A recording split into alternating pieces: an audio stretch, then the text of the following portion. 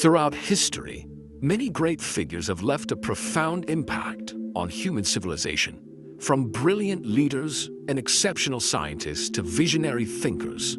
They have helped shape the world as we know it today.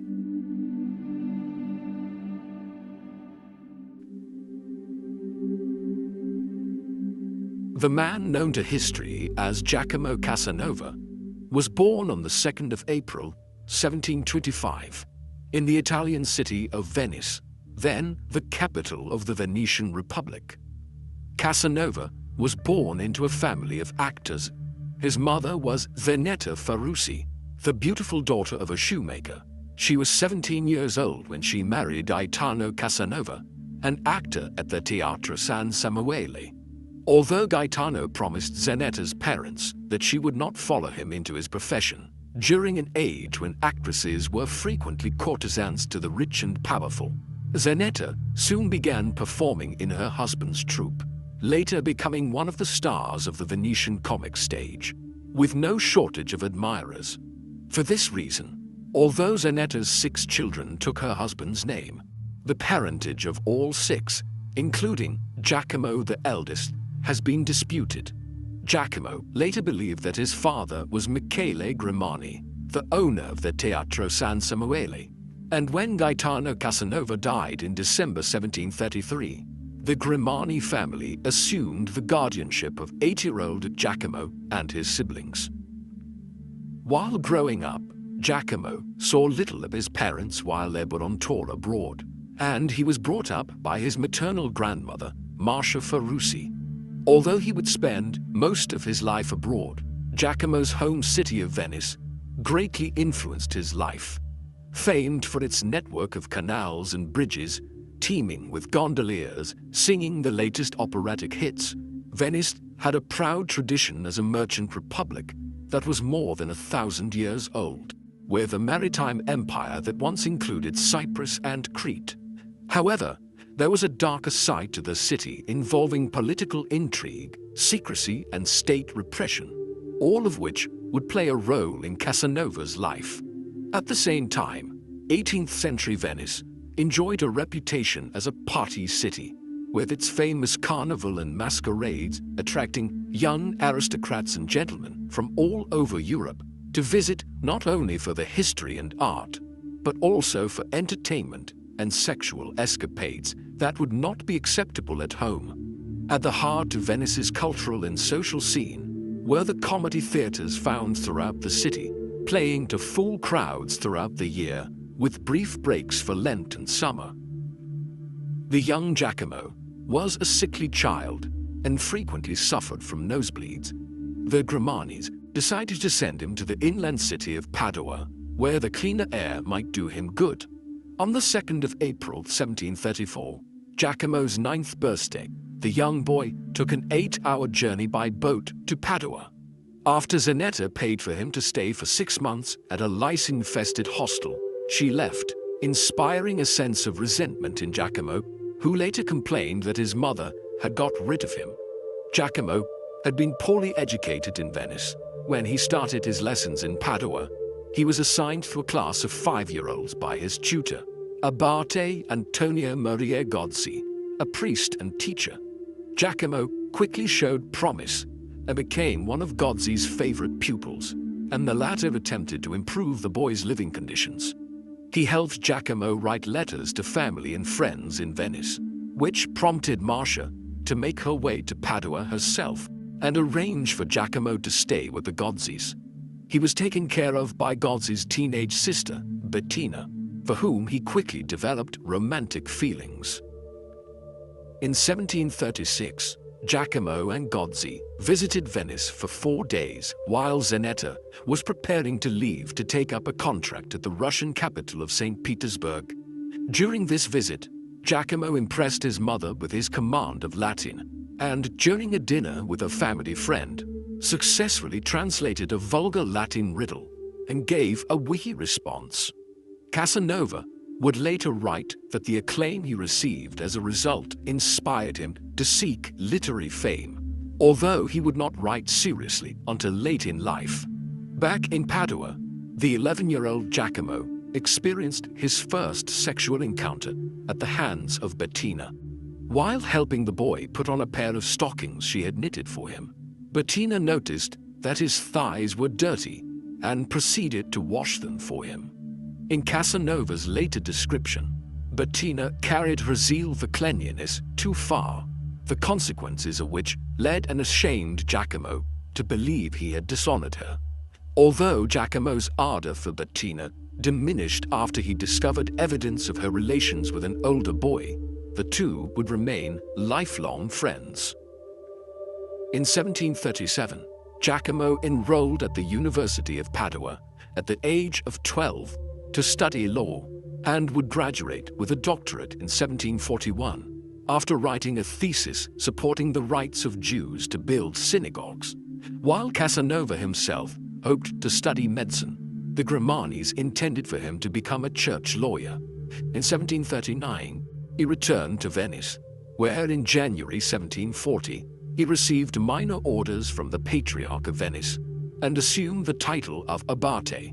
Following an introduction from his parish priest, Father Tosello, Abate Casanova soon came under the wing of Alvise Gasparo Malipiero, a senator in his 70s, whose palace was next door to the Casanova house. One of the leading political and social figures in the city, Malipiero welcomed Casanova to his palace and introduced him to high society. As a member of the clergy, Casanova also had access to the young convent girls sent there unwillingly by their mothers. Dividing his time between the church, the Palazzo Malipiero, and the theater, the tall young Casanova dressed in the latest fashions and curled his hair. Father Tosello was unimpressed by Casanova's affectations and persuaded Marcia to lend him the keys to the house, enabling him to sneak up on Casanova while he was asleep and cut off his fringe. An infuriated Casanova complained to Malipiero, who arranged for a hairdresser to fix his hair and offered him the opportunity to preach at the church of San Samuele on the 26th of December in Tosello's place. Though his first performance at the pulpit was a triumph, his second in March 1741 was such a disaster that Casanova fell to the floor and returned to Padua to complete his degree. Within a few months, Abate Casanova was back in his hometown to resume his religious and not-so-religious duties. In late 1740, he met Angela Tosello, the priest's 17-year-old niece, and became infatuated with her. Angela informed Casanova that the romantic interest was mutual and urged him to abandon his priestly career and marry her, which he refused to do. In the summer of 1741, he accepted an invitation to accompany the Count and Countess of Montereale to their country house. There, he received the attention of the 14-year-old Lucia, the caretaker's daughter. Casanova recalled that he refused to take Lucia's virginity, only to regret it when the latter ran off with the Montereale's messenger instead. By the time he was back in Venice, Casanova had become the target of seduction of the two Savonian sisters, Nanetta and Marta, aged 16 and 15 respectively, who were distant relations and close friends of Angela Tosello. After the three pretended to fall asleep, Casanova proceeded to have his way with one of the girls and then the other. Casanova would continue to be involved with both sisters for several years, referring to them as his little wives, until Nanetta married and Marta joined a convent, regretting her earlier lifestyle. The young man's sexual confidence was such that he found himself flirting with a teenage actress, Teresa Imer, whom Malipiero had intended on seducing. When the old senator awoke from an afternoon nap and caught the pair together, he struck Casanova with his walking stick and threw him out of the palace. Since 1737, Casanova's mother Zanetta had been hired by Elector Augustus III of Saxony, who was also the elected king of Poland and was initially based in Warsaw.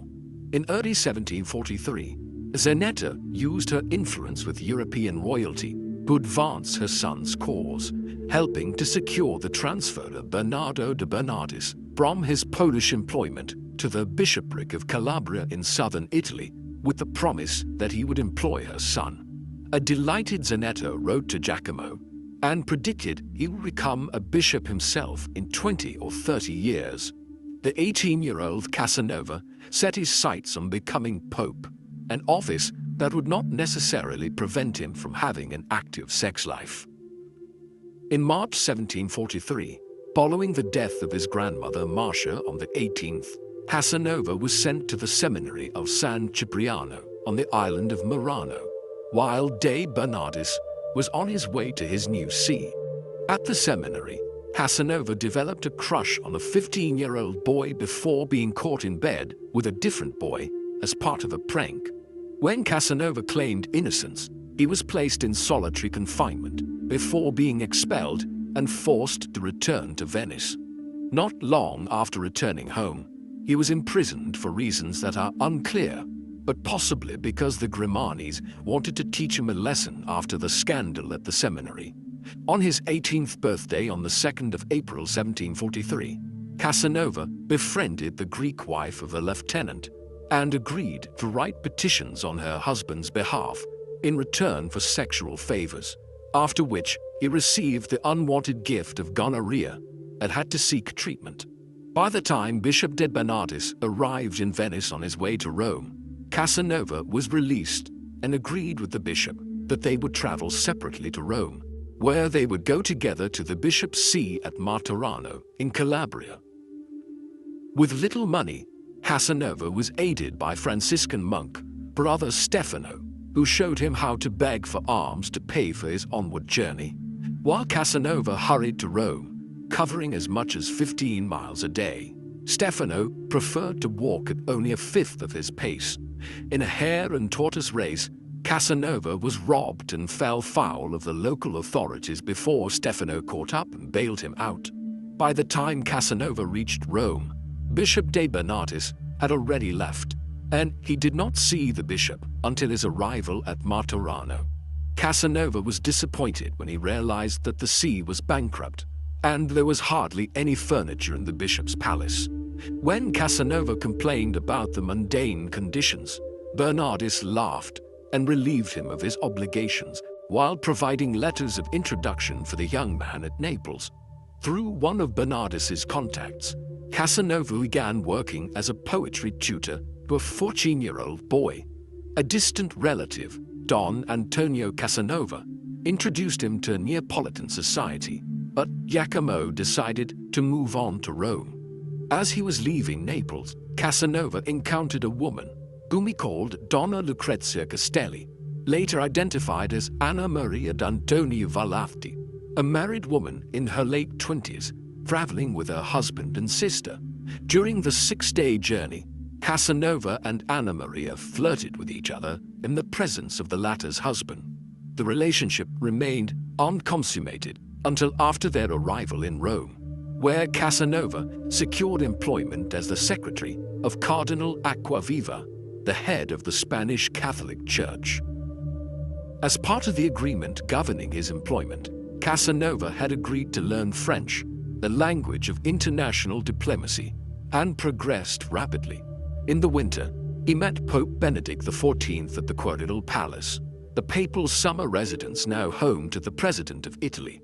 Although the Pope congratulated Casanova for ingratiating himself with Cardinal Acquaviva, later in the year, Casanova was warned that his affair with Anna Maria Valafti was common knowledge, and that it was rumored that the latter was pregnant with Casanova's child, which indeed she was.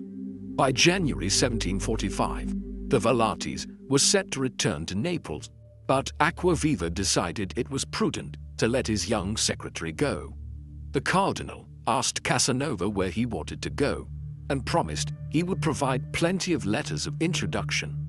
To the cardinal's surprise, Casanova expressed a desire to travel to Constantinople, modern-day Istanbul, the capital of the Turkish Ottoman Empire at the time, and home to an Oriental court that captured the imagination of 18th-century Europeans.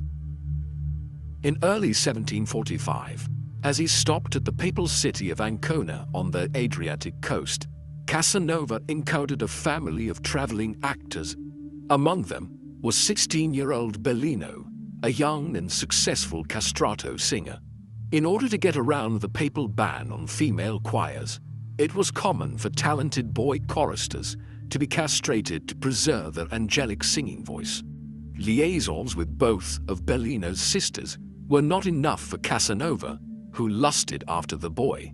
Troubled by the prospect that he was in love with a boy, Casanova chose to believe that Bellino was in fact a girl, as it was not unheard of for female singers to defy the papal authorities by dressing as men and pretending to be male castrati.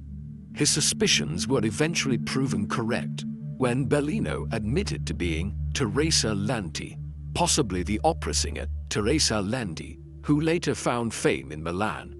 Casanova persuaded Teresa to unmask herself as a woman and to perform outside the Papal States. The two made plans to marry, but the relationship was soon over as Casanova seemed reluctant to commit, though the affair produced a son, born in Naples later that year. Casanova claims to have lost his passport during this period and decided he would be a mercenary soldier, making plans to return to Venice before heading onwards to Constantinople. After a brief stop in his native city, where he received a formal commission in the Venetian army, on the 4th of May 1745, he sailed to Corfu with a party of Venetian noblemen, headed by Antonio Dolfin, the new ambassador to Constantinople. Casanova proceeded to lose a great deal of money he had been given by the Grimmanis on the gambling table. After arriving in Corfu, Casanova transferred to the Venetian warship Europa and reached Constantinople by mid-July. He carried with him a letter of introduction from Cardinal Acquaviva to Count Claude Alexandre Bonneville, a Frenchman who had since converted to Islam and served the Ottoman Sultan as Ahmad Pasha. Through Bonneville, Casanova was introduced to Yusuf Ali, a wealthy philosopher who suggested that the Venetian should marry his 15-year-old daughter Zelmi. He seriously considered the offer, but decided that conversion to Islam was a step too far. Casanova rejected the advances from another male aristocratic acquaintance, whom he refers to as Ishmael, though he agreed to join him on a fishing expedition.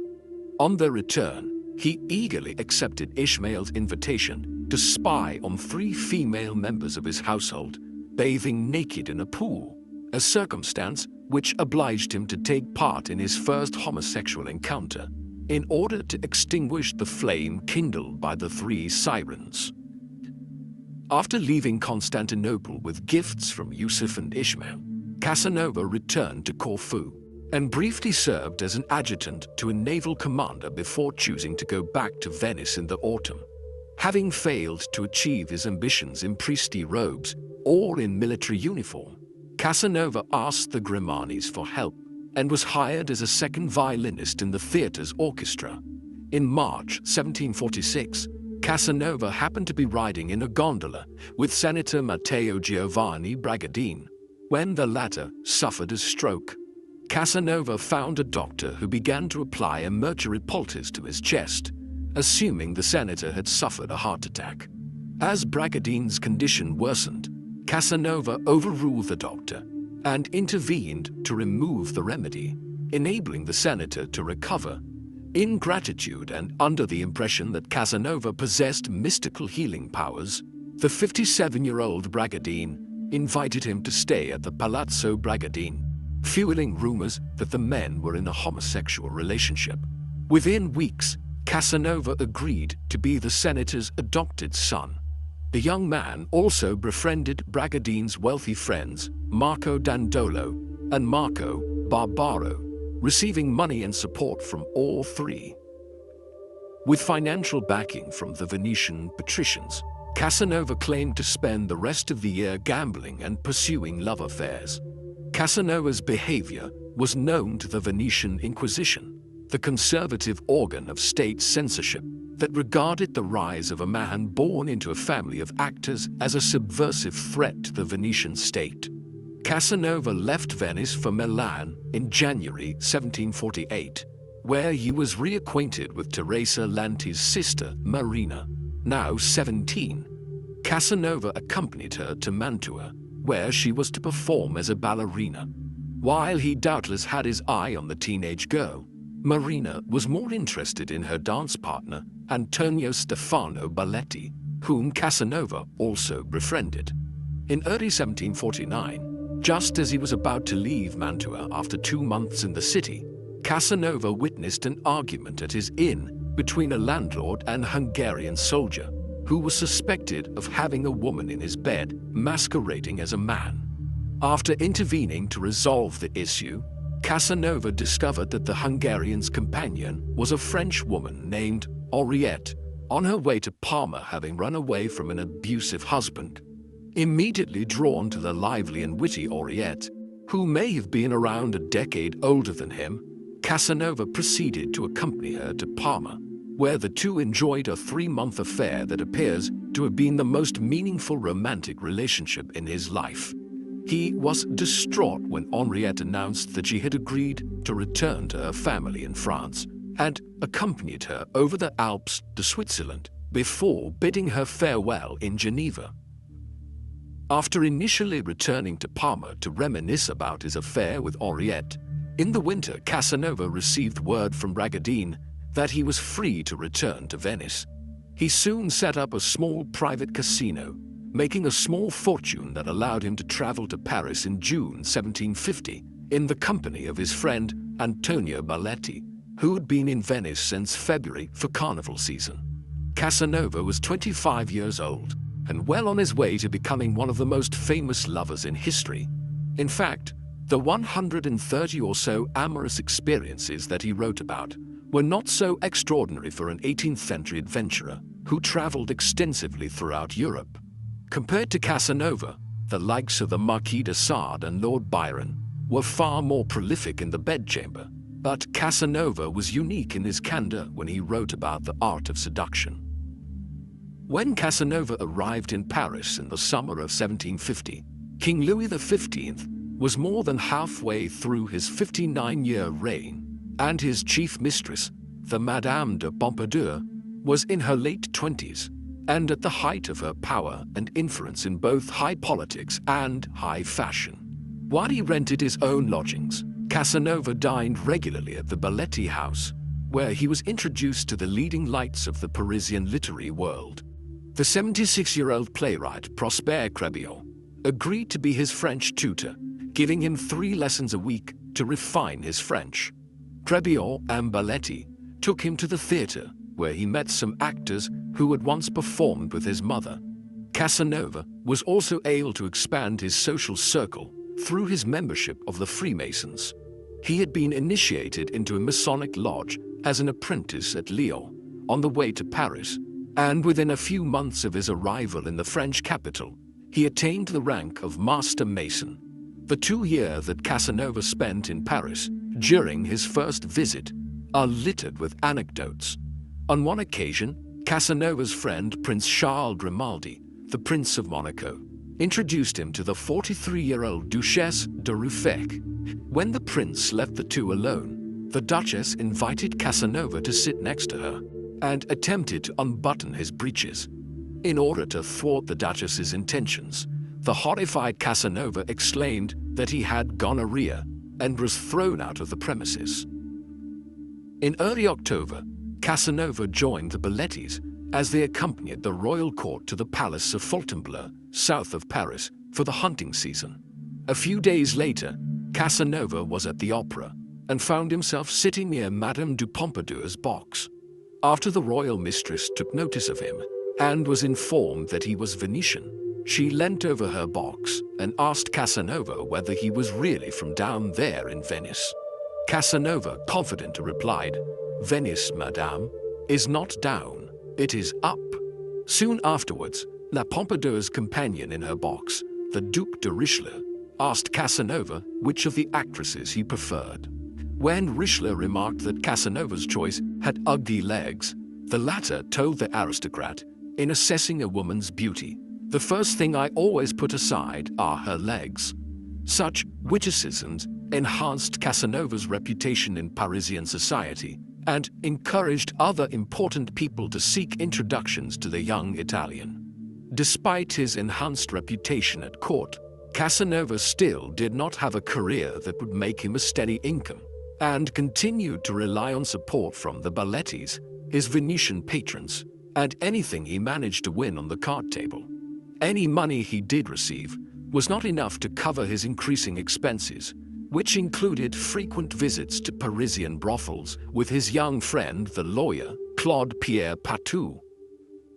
As Casanova sought for means to sustain his lifestyle in Paris over the course of 1751, he was introduced through his Masonic contacts to the Duchesse de Chartres, the king's cousin, a beauty whose looks were tarnished by a skin condition that affected her face. She had been told about Casanova's healing powers, and the latter advised her to wash her face in water daily and avoid cosmetics. When the cure worked, the Duchess promised him a post which would give me an income of 25,000 livres, though nothing came of it. While Casanova admitted to being in love with the Duchess, whose extrovert nature and witty conversation endeared her to him, he decided that she was too ambitious a target, even though the Duchess had a list of lovers longer than Casanova's own. Casanova's stay in Paris was complicated by a lawsuit from his landlady, who claimed that her tenant had impregnated her teenage daughter Mimi. Although Casanova denied it, when the landlady lost her case, he agreed to pay court fees for both sides. While Casanova was still struggling to obtain any form of employment, his younger brothers Francesco and Giovanni had been training as painters for several years. In the summer of 1752, Francesco arrived in Paris after Giacomo suggested that the French capital could serve as a lucrative market for his battle paintings. However, Francesco soon had one of his paintings criticized at a salon in the Louvre and was angered and humiliated. He suggested to his brother that they should go to Dresden and visit their mother, who might be able to use her connections at court to secure them gainful employment. The brothers arrived in Dresden in October, meeting not only their mother, but their recently married 21-year-old sister, Maria Maddalena, while Francesco continued his artistic studies and would go to Rome to study under the German painter Anton Raphael Mengs.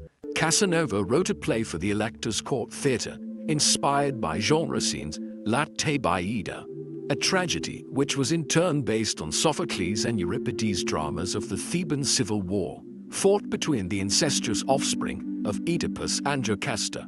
Casanova retitled the play La Molucceide and transformed it into a comedy in 3 acts, while retaining the sibling rivalry.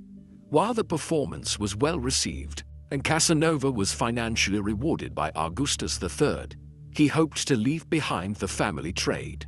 He might have delighted in comedy and music, but he was not interested in creating his own, at least not for the stage. After a few months in Dresden, Casanova decided to return to Venice, arriving on Ascension Day 1753, the most important day of the Venetian calendar, since it witnessed the elaborate ceremony of the Doge of Venice renewing his political authority by throwing a gold ring into the Adriatic to symbolize his marriage to the sea. A couple of days later, he was traveling in his carriage when the vehicle in front of him overturned. As Casanova rushed over to give assistance, he encountered the sight of the lady's skirts being upturned in his face.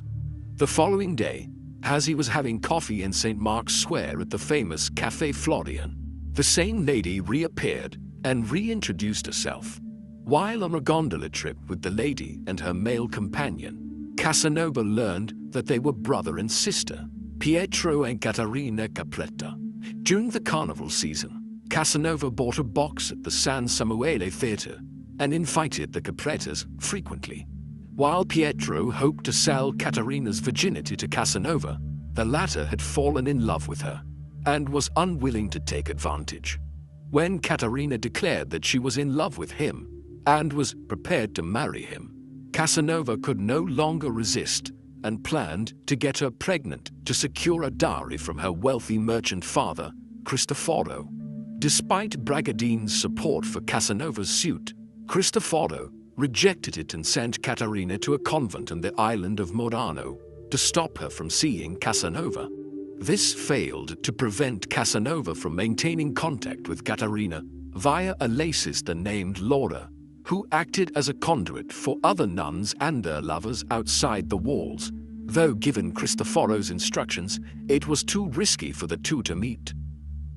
Despite his intentions to marry Caterina, Casanova found time to reacquaint himself with Teresa Emir, whom he had last seen more than a decade earlier at the Palazzo Malipiero.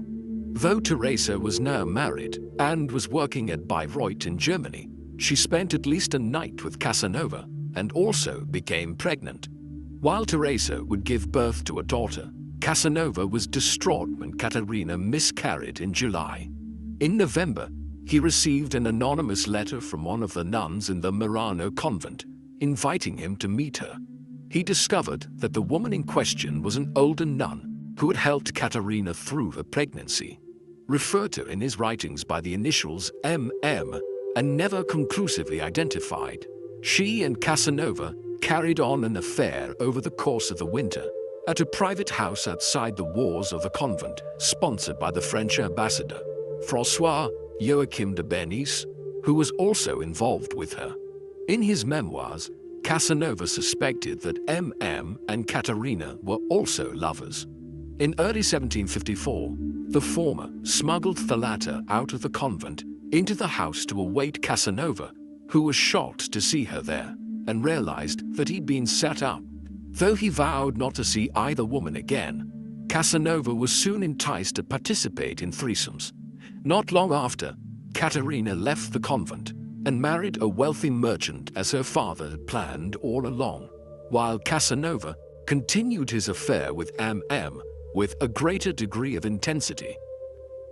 Casanova's misadventures with nuns, his increasing indebtedness, and his social connections with Venetian aristocracy once again brought him to the attention of the Venetian Inquisition. On the 26th of July 1755, he was arrested by agents of the Inquisition, who also confiscated a number of his books on astrology and erotic poetry. Taken to the inquisitorial prison under the roof of the ducal palace, on the 12th of September, he was informed that he was to be incarcerated for 5 years without being told of the specific charges against him. Although he had been in Venetian captivity for short periods previously, he soon realized that he would not be let out anytime soon. After 9 months in solitary confinement, Casanova was finally allowed out of his cell for exercise. While exercising, he found an iron spike and managed to bring it back to his room undetected. He attempted to use the spike to dig a hole through the floorboards under his bed. Though the Inquisition chamber was directly underneath him, Casanova believed that he could somehow talk his way to freedom. On the 25th of August 1756, when the hole was almost big enough for him to break through the plaster ceiling, he was unexpectedly transferred to a larger cell next to the guard's room. Casanova managed to establish contact with his neighbor, a priest named Marino Balbi. The two men hid notes in the books they lent each other and planned an escape. Casanova managed to smuggle the iron spike to the priest, who made a hole in his ceiling, concealing it with one of the paintings he was allowed to have in his room. On the night of the 31st of October, Balbi broke through to Casanova's cell, and the two took advantage of the Inquisition staff's absence on All Saints' Day on the 1st of November to make good their escape via the roof. Although they found themselves locked in, a night watchman allowed them to get outside. The two men escaped to the Italian mainland before going their separate ways. After a week, Casanova managed to get out of Venetian territory, and by the 5th of January 1757, he was back in Paris. With social connections but no money, he called on the Bellettis, who arranged for him to stay at a nearby house. Casanova also decided to track down de Bernice, who had been recalled to France in 1755 and was now serving as Louis XV's foreign minister. The latter introduced him to Jean de Boulogne, the Comptroller General or Minister of Finance. When Casanova heard about a scheme for a lottery to raise funds for the French state, presented by his fellow Italian Giovanni Calzabigi, Casanova made some calculations and agreed to become a trustee of the lottery. He used the connections he made at Parisian gambling tables to sell tickets, which promised to make men millionaires if they were to pick 5 correct numbers out of the 90 they could choose from. The lottery proved lucrative, not only for the French state, but for Casanova himself, who made a great fortune with an income of 120,000 francs a year, opening lottery offices in Paris and later across the country. He was 31 and finally secured a steady income, which enabled him to fund an extravagant lifestyle as a fixture of Parisian high society. On the 1st of March 1757, Casanova witnessed the gruesome execution of Robert François Damiot, a former soldier who attempted to assassinate King Louis on the day of Casanova's arrival at the French capital. In a well-documented 4-hour ordeal, Damiot endured having his skin ripped off, molten lead poured over him, castration, and finally the quartering of his body tied to 4 horses while he was still alive.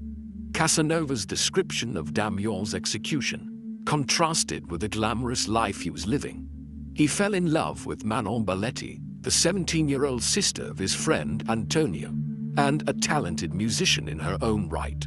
Although Manon was already engaged, she reciprocated his feelings in her letters, but Casanova was unwilling to seduce her out of respect for her family. While Casanova considered proposing marriage to Manon, he continued to conduct affairs with other women. On the 16th of September, Manon's mother, Sylvia Balletti, died, but not before asking Casanova to look after her daughter. Casanova promised to marry her, shortly before making a journey to Dunkirk on behalf of de Bernice to report on the condition of the French Navy, a mission that brought him 12,000 francs from the government. Manon eventually ran out of patience and married the royal architect François Blondel in the summer of 1760. While returning to Paris in October 1757, he found himself traveling in a carriage along with Comte de la Tour d'Auvergne and with a prostitute sitting on their laps. In the darkness, Casanova reached for her hand and guided it to his crotch. Just as Casanova was reaching climax, de la Tour spoke up. "I'm obliged to you, my dear friend, for this courteous and unexpected Italian handshake, a greeting I was neither expecting nor deserving of," and burst out laughing. The two men soon became close friends, and when the young aristocrat fell ill with sciatica in the winter, Casanova proposed a cure, and de la Tour made a rapid recovery. Casanova's reputation as a mystic healer was further enhanced, and he was soon introduced to his friend's aunt, the 52-year-old Marquise Jeanne de Fay, the richest woman in France. Casanova long claimed to be a believer in the Kabbalah, a mystic oral tradition connected to Judaism that believed God manifested himself in the world through mysterious codes. The Marquise was desperate to recapture her youth by discovering the Philosopher's Stone, and Casanova obliged her by helping her translate various Latin texts and interpret algebraic codes which he claimed were from an oracle named Paralis. Casanova was soon one of several mystics who spent hours with her in the laboratory she set up in her home to conduct alchemical experiments. She told Casanova that she was also seeking reincarnation as a backup and believed her spirit could be transferred to the body of a young boy. In between his dealings with the Marquise de Fay, in late 1758, Casanova carried out another assignment for the French state by traveling to Amsterdam to sell government bonds to finance military expenditure during the 7 Years' War. During his visit, he was reacquainted with Teresa Emer and sought to have custody of their 5-year-old daughter, Sophie, in exchange for an investment in her new private club in London. Teresa refused to part from Sophie, but offered her 12-year-old son, Giuseppe Pompeati. Back in Paris, Casanova introduced the boy to the Marquise de Fay as the Comte d'Aranda, and the Marquise effectively adopted him as the subject for an experiment to transmute her soul into his. Despite the lottery money, Casanova was once again struggling to sustain his lifestyle. especially after his patron, de Bernice, lost favor with Madame de Pompadour in December 1758 and was made a cardinal and sent to Rome. Casanova was increasingly relying on the Marquise for money and continued to support her in her quest for eternal youth. During the early 1760s, Casanova persuaded the Marquise to adopt further plans to enable her reincarnations that amounted to little more than extortion. In 1762, he tried and failed to conceive a child with an actress masquerading as a countess in the Marquise's presence. The following year, while in Marseille, he tried to do the same with his younger brother, Gaetano's mistress, a dancer called Marcellina, before eventually attempting to impregnate the Marquise himself while Marcellina danced in front of him. The Marquise agreed to this, even though Casanova informed her that she would die in childbirth, so her soul could inhabit the body of the child. Unsurprisingly, the Marquise failed to conceive in her late 50s and was finally persuaded that Casanova's mystical claims were nonsense. Casanova's connection with the Marquise de Fay allowed him to meet the Swiss philosopher Jean-Jacques Rousseau in 1759 and the famed Voltaire a year later in Switzerland. The two men exchanged opinions on Italian literature and theatre, and Voltaire was surprised when Casanova, still on the run from Venetian justice, argued that Venice was one of the most liberal cities in the world. Although Casanova presented himself as Voltaire's admirer, he was critical of his opposition to the Catholic Church and would later criticize his political radicalism. In 1760, Casanova began to refer to himself as the Chevalier de Saint-Gall, a spurious noble title that happens to be an anagram of genitals. In addition to his work for the French government in Amsterdam, he traveled under this identity to the German and Swiss cities of Cologne, Bonn, Stuttgart, Zurich, Bern, and Lausanne before his meeting with Voltaire near Geneva.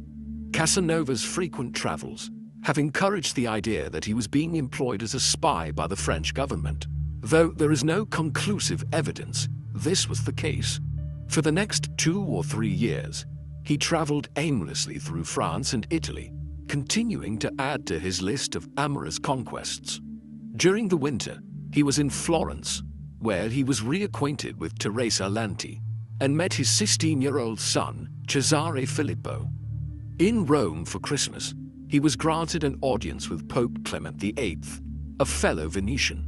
He gifted the Vatican Library a valuable book, which he received in Switzerland, and was awarded the Order of the Golden Spur, which allowed him to use the title of Chevalier legitimately.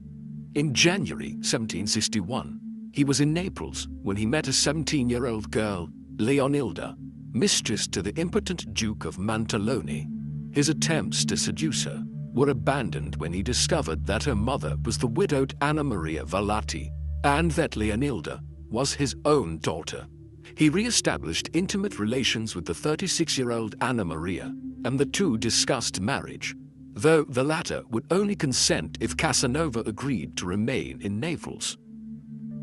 As Casanova traveled back north up the Italian peninsula, he set his sights on the Bavarian city of Augsburg, where he had agreed to represent the Portuguese government at a proposed peace congress to discuss terms to end the 7 Years' War.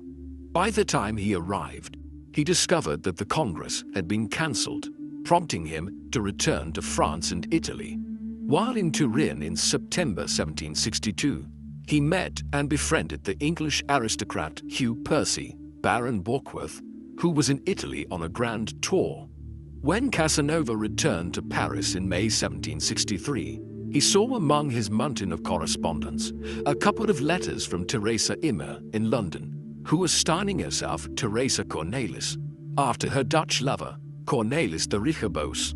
Casanova accepted her invitation to visit the English capital, taking with him Teresa's son Giuseppe and the jewels he had been given by the Marquise de Fay. Casanova arrived in England on the 11th of June 1763, though it was not until the 13th that he called on Teresa at Carlisle House on Soho Square. where she hosted exclusive parties and concerts for an aristocratic clientele. Teresa had built up a rather respectable social position and was cautious about the impact that Casanova and his Parisian habits would have on her social gatherings.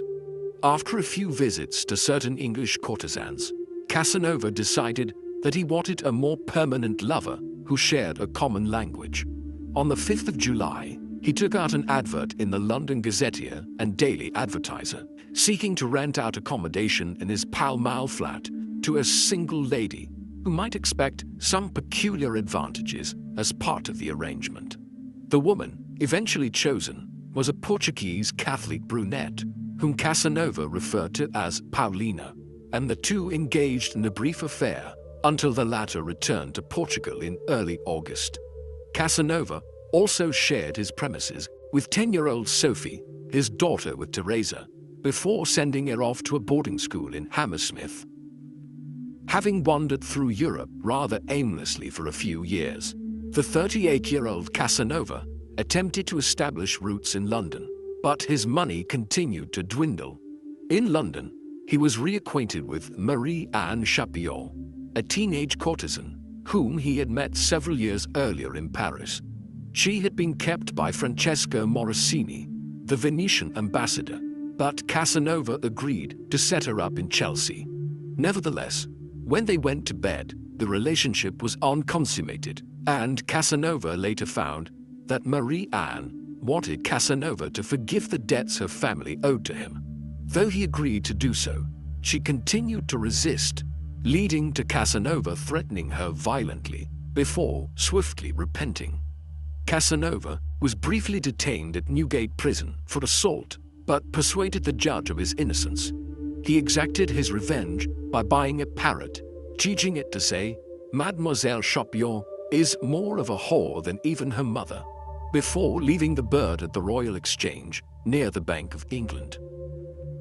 Short of money, suffering from depression and venereal disease, in early 1764, Casanova left London to resume his adventures across continental Europe with money from Bragadin and his Kabbalist connections. Casanova had failed to sell a lottery scheme in England, but was keen to lobby King Frederick the Great of Prussia in Berlin through an old acquaintance, the Scottish Jacobite Lord George Keith, who was then serving as a Prussian field marshal. Casanova's initial meeting with Frederick did not go well, and the latter said that he regarded the lottery as a swindle on people who bought tickets. Despite these remarks, Frederick allowed Casanova's colleague, Giovanni Galzabigi, to run the Prussian lottery. Several weeks later, the king offered Casanova to become a tutor at the elite military cadet school, instructing the aspiring aristocratic officers in etiquette and international relations. But the Italian turned it down. While Casanova was making himself known to Berlin's theatrical scene, he was encouraged by a couple of old acquaintances to go to the Russian court at St. Petersburg. After leaving Berlin late in the year, he arrived at the Russian capital on the 21st of December, 1764, and took a house on the fashionable Millionaires' Street, between the river Neva and the city's main thoroughfare of Nevsky Prospect. Founded by Tsar Peter the Great in 1703, on the marshes of the Neva Delta and nicknamed the Venice of the North, St. Petersburg was a city still under construction at the time of Casanova's visit. The 34-year-old Empress Catherine II, known to history as Catherine the Great, had only been on the throne for 2 years after seizing power from her estranged husband Peter III. Through Italian dances at the court theatre, Casanova was introduced to powerful statesmen, including Ivan Yelagin and Nikita Panin, as well as Princess Ekaterina Dashkova, the Empress's close friend and advisor. Although Casanova first saw the Empress at a Venetian masquerade ball at the Winter Palace on the night of his arrival, it would be several months until he managed to talk to her. In early 1765, while meeting with his friends near the Imperial Palace of Ekaterinov, Casanova encountered a peasant girl and arranged to buy her as a servant from her father for 100 rubles. He named her Zaire, after the title character of a Voltaire play, and took her as his lover. He also taught her Italian and bought clothes for her, and the pair became a fashionable fixture along the Milanaya. On one evening, Casanova decided to leave Zaire at home to attend a party with several Russian officers and a French woman he designated as La Rivière, whom he had met the previous night. Among the officers present were the brothers Alexander and Pyotr Lunin, who served in the elite Preobrazhensky Guards. The 17-year-old Vyalta was known for his effeminate beauty, and not for the first time in his life, Casanova suspected that he was in the presence of a woman dressing up as a soldier. Pyotr rose to the challenge by undoing his breeches and discredited Casanova's theory. When Casanova returned home, he was attacked by his mistress in a jealous rage, prompting him to take her to Moscow. After a week sightseeing in Russia's old capital, they returned to St. Petersburg, where Casanova awaited an invitation from the Winter Palace to meet the Empress. Following a suggestion from Count Panin, at some time during the summer when St. Petersburg experienced its white nights, the midsummer midnight twilight, Casanova waited in the summer gardens to intercept the imperial party, of which Panin was a member. During his first conversation with the Empress, the two discussed the city's musical scene. At their second meeting, Catherine asked Casanova about Venice and the Gregorian calendar used in Catholic countries, and the Venetian was able to explain why the new calendar was a more effective means to keep dates aligned with the Earth's orbit. Catherine considered adopting the new calendar, but feared the backlash from her Russian Orthodox subjects. And on their third meeting, 10 days later, Casanova was surprised that Catherine had been briefed about the differences in how Easter was calculated in the Eastern and Western churches. Although Casanova hoped for an appointment at the Russian court, and possibly to sell his lottery, he met the Empress on one further occasion before leaving Russia empty-handed. After leaving Zaire with the Italian architect Antonio Rinaldi, who was to build several well-known landmarks in St. Petersburg and nearby imperial retreats, Casanova left Russia on the 1st of September and arrived in the Polish capital of Warsaw on the 10th of October. Casanova was armed with a letter of introduction to Prince Adam Kazimierz Czartoryski, an influential statesman and cousin of the new King of Poland, Stanisław II Augustus Poniatowski, who owed his elevation to the elective crown in 1764 to the influence of Empress Catherine, his former lover. In addition to audiences with the king, Casanova traveled around the country and stayed with wealthy aristocrats. On the 4th of March, 1765, 5 months after his arrival in Poland, Casanova attended a performance at the Royal Theatre and went to pay his respects to the two Italian dancers. One of them, Anna Binetti, was angered that Casanova had not called on her first and prevailed upon her lover, Franciszek Scaveri Branicki, to complain. Infuriated at being called a Venetian poltroon, Casanova challenged the Polish nobleman to a pistol duel, in which both were wounded. News of the duel reached the king, who ordered an investigation that found that Chevalier de Saint-Gall was not a nobleman and that he was heavily indebted. Casanova was obliged to leave Poland and departed on the 8th of July, 1766. The duel only served to enhance Casanova's fame and notoriety, and in later years, he would become good friends with Branicki. After leaving Warsaw, he stopped in Dresden to visit his mother, now in her late 50s, before moving on to Vienna and various German cities. In the late summer of 1767, he was taking the waters at Spa in modern-day Belgium when he ran into an old acquaintance, the Marquis de la Crochet, who had lost all his money gambling and was left helpless with his young, pregnant mistress, Charlotte Lamotte. Casanova took Charlotte to Paris to give birth to the child, but she died in the process. While in Paris, Casanova learned that his patron Bragadin had died at 78 years old, and his prospects further deteriorated when he was banished from Paris. prompted either by the Marquis de Fay's family or by his many creditors. Casanova therefore chose to go to Spain, where he went to seek employment in the government from the Real Conde de Aranda, the Spanish Prime Minister, but was unsurprisingly turned down. While he was getting himself into increasing debt, he was briefly imprisoned in February 1768 for carrying hidden pistols. His fortunes did not get much better after his release, and he was obliged to leave Madrid, only to run into further trouble later in the year in Barcelona, when he was attacked by two men. After killing one of the assailants with his sword, Casanova was imprisoned for more than 40 days. Leaving Spain after his release, in early 1769, Casanova wandered aimlessly in southern France, suffering from poor health, which he ascribed to syphilis. During a 4-month stay at Aix-en-Provence, he learned that his old flame, Henriette, was in town, and the latter sent her housekeeper to nurse him. Casanova resisted calling on her until he was leaving Aix, and decided to visit her chateau on the road to Marseille. When he learned from the very same housekeeper that Henriette was at her Aix townhouse, he left a letter for her. In Henriette's reply, she told him that they had in fact attended the same gathering, but he failed to recognize her, remarking that both of them had aged considerably. She added that she was now a widow and rich enough to help him financially if he needed any money. While she warned against him returning to Aix, she was willing to continue their correspondence, and Casanova claimed that they continued to exchange letters for the rest of their lives, though these do not survive in his archive.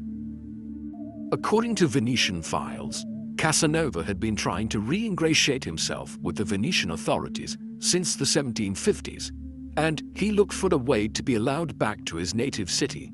Although he had begun working on an Italian translation of Homer's Iliad and was also writing a history of Poland, he turned to writing a 3-volume political treatise on the government of Venice, subsequently known as the Confutazione. Though Casanova praised every aspect of the Venetian government, he received no initial response after sending a copy to Venice in December 1769. At the Tuscan port of Livorno, in January 1770, he met Count Alexei Orlov, the Russian nobleman whose brother Grigory had been Catherine the Great's lover, who was organizing a fleet to fight the Ottoman Turks. Casanova declined Orlov's invitation to join him in a campaign that led to the great Russian naval victory at Chesma in early July, and journeyed overland across the Italian peninsula. On his way to Rome, he found himself traveling with a young English lady named Betty, who happened to be a close friend of his daughter Sophie at the boarding school in Hammersmith. Though Casanova managed to win Betty from her male companion, he reluctantly agreed that he had to pretend to be her father in public. Casanova proceeded to Naples, where he seemed to find old acquaintances everywhere he went.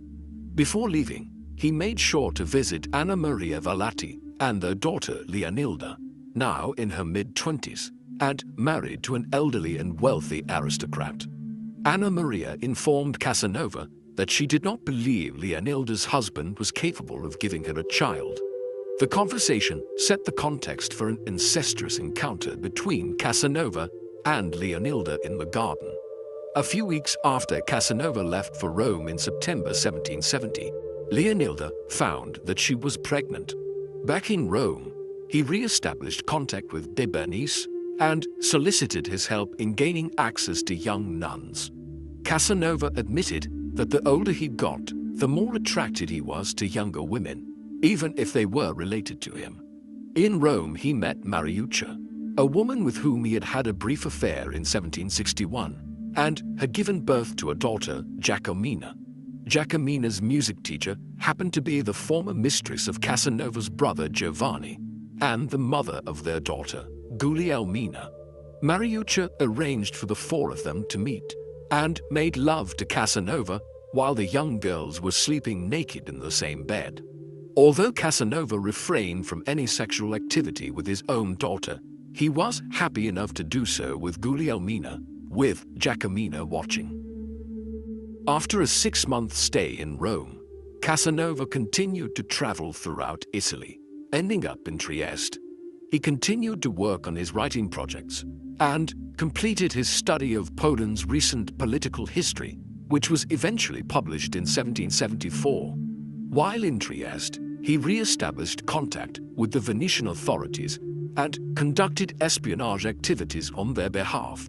This enabled him to receive a pardon from Venice in September 1774, allowing him to return to his native city after 19 years. Casanova's memoirs, written during the final years of his life, end abruptly in 1774, and details of his life after that year are therefore more difficult to come by.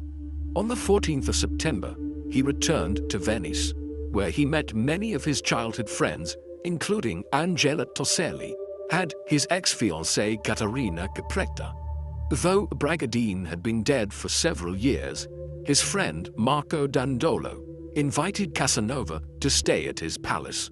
Casanova published 3 volumes of his translation of the Iliad between 1775 and 1778 before abandoning the project due to lack of interest. By 1776, he resumed his work with the Venetian Inquisition and was paid 15 ducats each month. In the summer of 1779, he met a seamstress, Francesca Bustini, and soon moved in with her family, and the two lived as a respectable couple.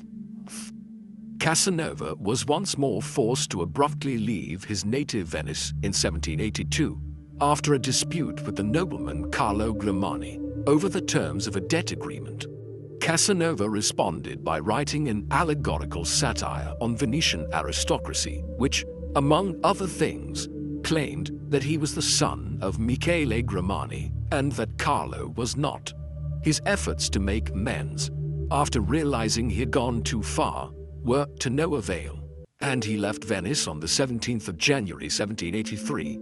By September, Casanova was staying with his brother Francesco in Paris, where he met Benjamin Franklin, the American ambassador to France. In 1784, Casanova obtained employment as secretary to Sebastian Foscarini, the Venetian ambassador in Vienna. When Foscarini died in April 1785, Casanova was obliged to seek new employment and eventually ended up as librarian to Count Josef Karl von Warstein at the Castle of Dux in Bohemia, modern-day Duchsdorf, in the Czech Republic near the spa town of Teplice. Casanova made frequent visits to Prague, where in October 1787 he met Lorenzo da Ponte, a fellow Venetian with a reputation as a libertine and lover of the theatre, who had also been expelled from his native city. The two had known each other in Venice and Vienna, and since their last meeting, da Ponte had achieved success as the librettist of Wolfgang Amadeus Mozart's 1786 opera, The Marriage of Figaro. Mozart and da Ponte were commissioned by the Estates Theatre in Prague to write a new opera, and the latter chose the subject of the legendary lover Don Juan, or Don Giovanni in Italian.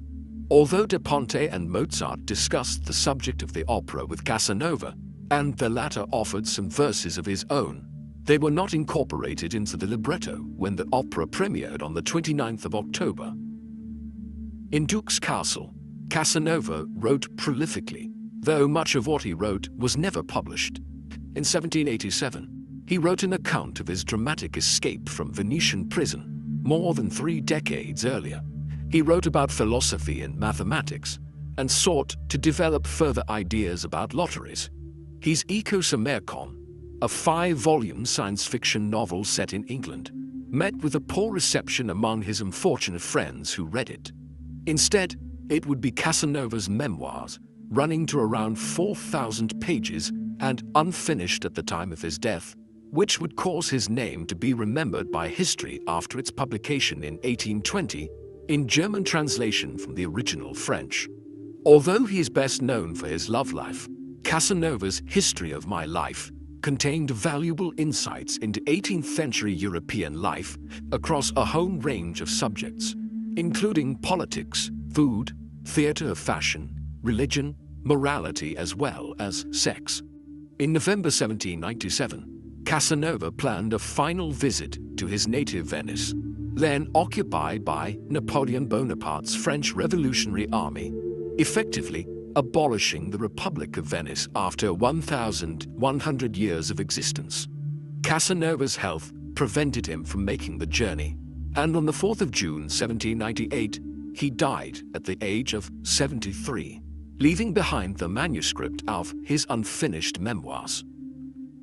Giacomo Casanova is best known as one of history's most prolific lovers, and his name continues to be associated with seduction and sexual impropriety.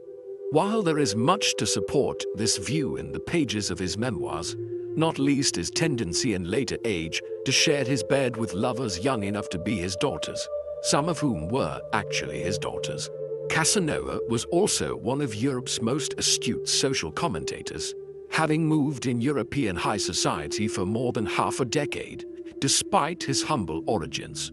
His lifestyle, while extraordinary, was not unique for the time, but what makes him stand out is the emotional impact of many of his love affairs. Born into a theatrical family in Venice, until the end of his life, he struggled to find stable employment, and over the course of his life, he played several roles: priest, adventurer, lover, spy, mystic, financial salesman, diplomat, writer, and librarian. While he spent most of his life heavily indebted and struggled to maintain a high society lifestyle, a combination of charisma, intellectual knowledge, and sexual prowess enabled him to gain wealthy patrons who supported him financially throughout his life. Casanova embodied Venice and 18th century Europe, and his death at the end of the century, a year after the extinction of the Venetian Republic, seemed to bring the age to a close. Casanova's world was not about universal rights or total war, but rather about opera theaters, masquerades, balls, salons, and the discreet romantic liaisons that they enabled. What do you think of Giacomo Casanova? Does he deserve his reputation for sexual immorality and impropriety? Or should he be judged by the standards of his contemporaries? Should he serve as an inspiration to live life to the fullest? Or should he serve as a warning of the dangers of living life without inhibitions? Please let us know in the comments section, and in the meantime, thank you very much for watching.